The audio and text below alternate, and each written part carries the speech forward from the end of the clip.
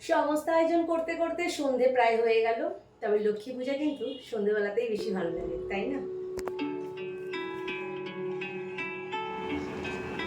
আলপনা ছাড়া কোজাগরি লক্ষ্মী পুজো আমি তো মনে করি অসম্পূর্ণ।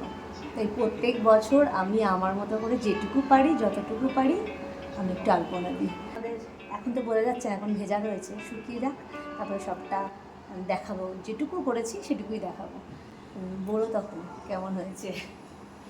যাই বলো না কেন, সাদা মার্বেলের ওপর আলপনা করে কোনো মজা নেই। কালো সিমেন্ট বা লাল সিমেন্ট হলে বেশ ভালো লাগে, দারুণ ফোটে আলপনাটা। আমার তো এখন সব আয়োজন হয়ে গেল, এবার আমি পুজোতে বসবো। তো আমি বলেছিলাম তোমাদেরকে যে আমি যেটুকু যা আয়োজন করেছি সেটুকু তোমাদেরকে অবশ্যই দেখাবো। আমার ছোট্ট ঠাকুর করে তোমাদের সবাইকে স্বাগত। এই আমার ছোট্ট সিংহাসন।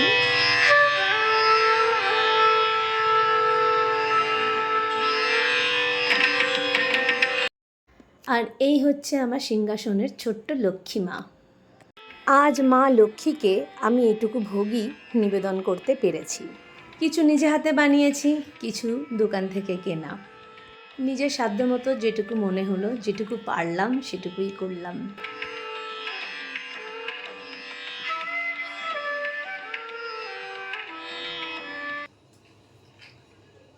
আমার পুজো শেষ হলো। মা লক্ষ্মী যেন সকলের জন্যে সুখ সমৃদ্ধি আর সৌভাগ্য নিয়ে আসে, এটুকুই কামনা করি। সবাই ভালো থেকো, সুস্থ থেকো, সাবধানে থেকো।